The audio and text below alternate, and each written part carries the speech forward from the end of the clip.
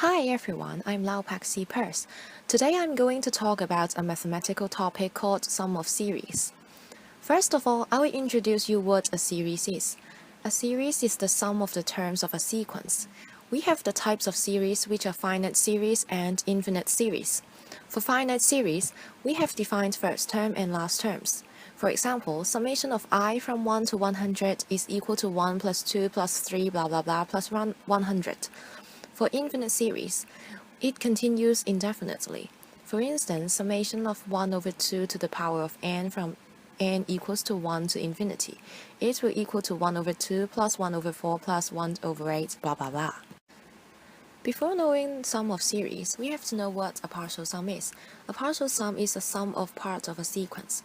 For example, we have a sequence of even numbers 2, 4, 6, 8, 10, blah blah blah. The first partial sum S1 is equal to 2. The second partial sum S2 is equal to 2 plus 4. The third partial sum S3 is equal to 2 plus 4 plus 6, etc. Then, what is a sum of series? We have two types of series called divergent series and convergent series. For divergent series, the limit of the sequence Sn is infinite or does not exist. For convergent series, the series Sn of partial sums has a finite limit. The expression below shows that we take limits to the sequence of the partial sum when n tends to infinity. So, if the limit of partial sum exists, it is called sum of series. Next, I will talk about Fibonacci sequence. It is a famous example. The definition is that f now is equal to 0, f1 is equal to 1, and fn is equal to fn minus 1 plus fn minus 2, where n is larger than or equal to 2. So here, we have a sequence 0, 1, 1, 2, 3, 5, 8, 13, 21, 34, 55, etc. In this sequence, you can see that the third term is the result of summation of the previous two terms, which means 1 is equal to 0 plus 1.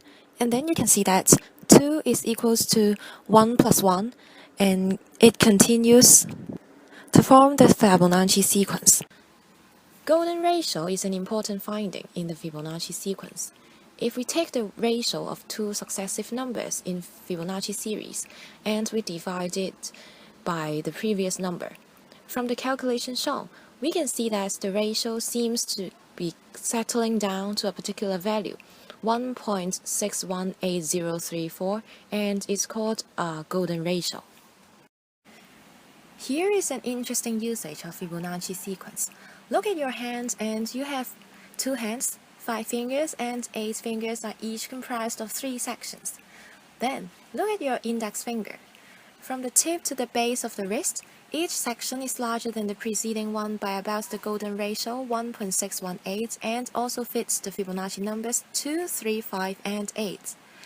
So, talking about the sum of Fibonacci sequence, it is equal to summation of fi from I equals to 1 to n. Then we have fn plus 2 minus 1. The example here is the summation from I equals to 1 to 6, and it equals to 12. For the application of it, it is useful in converting the unit of km and mile. For instance, there are approximately 8 km in 5 miles. So, to convert 20 km to miles, we can express 20 as a sum of Fibonacci numbers with 13 plus 5 plus 2 km equals to 20. It is around 8 plus 3 plus 1 miles and equals to 12 miles. Next, I'm going to discuss arithmetic series. In arithmetic sequence, the difference between two consecutive terms is a constant.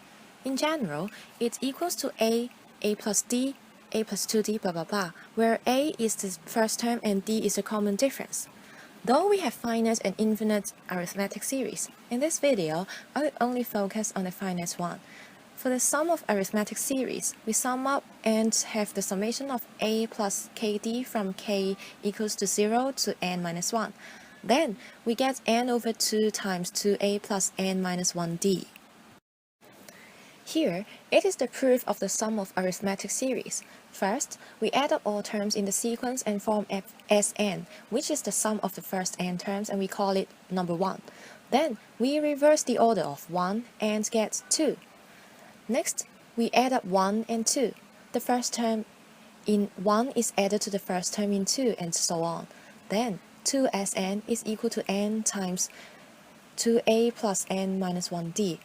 Then we have Sn equals to n over 2 times 2a plus n minus 1d, and we finish the proof. In this example, we have to add up the first 9 terms of 1, 4, 7, 10, 13, etc. We have a equals to 1, d equals to 3, and n equals to 9. We then plug in the values into the formula of sum of arithmetic series. We have summation of 1 plus 3k from k equals to 0 to 9 minus 1, and get 117 as the answer. After the arithmetic series, another essential series is called geometric series. In geometric sequence, each term is found by multiplying the previous term by a constant. In general, it equals to AR squared, AR cubed, etc. A is the first term and R is the common ratio. Here is the formula of sum of geometric series. We have summation of AR to the power of k from k equals to 0 to n minus 1. This equals to a times whole bracket 1 minus r to the power of n over 1 minus r. This is a proof of sum of geometric series. Firstly, we let Sn equals to a plus ar squared plus ar cubed blah blah blah plus ar to the power of n minus 2 plus ar to the power of n minus 1, and we call this 1. Then we multiply Sn by r, and we get Rsn equals to ar plus ar squared blah blah blah plus ar to the power of n minus 1 plus ar to the power of n. This is called 2. Next, 1 minus 2 will become Sn minus Rsn is equal to a minus ar to the power of n with the elimination of terms in the middle of the two equations. After simple calculations shown, we have the sum of geometric series equals to a times whole bracket 1 minus r to the power of n over 1 minus r. Here is the example of the finite geometric series. We want to add up the first 5 terms of the sequence. We find that a is equal to 8, r is equal to 3, and n is equal to 5. Then we plug in the numbers in the formula, then we get 968. We can find the infinite sum of series by differentiation. In the question, we have to find the sum of summation of n over 5 to the power n from n equals to 1 to infinity. From the definition, we have 1 over 1 minus x is equal to summation of x to the power n from n equals to 0 to infinity. Then we differentiate both sides with respect to x and get 1 over 1 minus x whole square equals to summation of nx to the power of n minus 1 from n equals to 1 to infinity. Next, we multiply both sides with x. Then, the x to the power n minus 1 on the right-hand side will become x to the power of n. We plug in x equals to 1 over 5 and then get the result of 5 over 16. After that, I will talk about the applications of sum of series. Suppose you win the lottery and you will be paid 10 million over 10 years, in other words, 1 million per year for 10 years. If the money is invested at 8% interest rates, compounded annually, how much money does the lottery have to have saved up in order to pay you 1 million each year? So, if you invest an amount P at 8% interest rate, at the end of the year you will have P times 1.08. In order to pay you 1 year from now, the lottery people have to have 1 million over 1.08. The amount that needs to be saved in order to pay you 2 years from now will be equal to 1 million over 1.08 to the power of 2. Therefore, in order to pay for the nth year, there needs to be an additional 1 million over 1.08 to the power of n. The total the lottery people need to have now is 1 million plus 1 million over 1.08 plus 1 million over 1.08 square plus blah blah blah plus 1 million over 1.08 to the power 9. Applying the formula of geometric series, then we can get 7,250,000 will be the answer.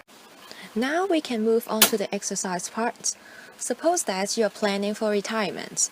You are able to invest your money at 10% interest rate compounded annually, and you would like to withdraw 40,000 per year for 30 years. How much do you need to have saved?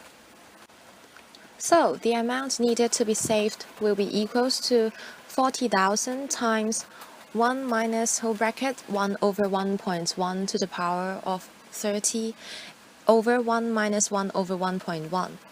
Then this will be around 450,000. So, this tutorial video is finished here. Thank you for watching.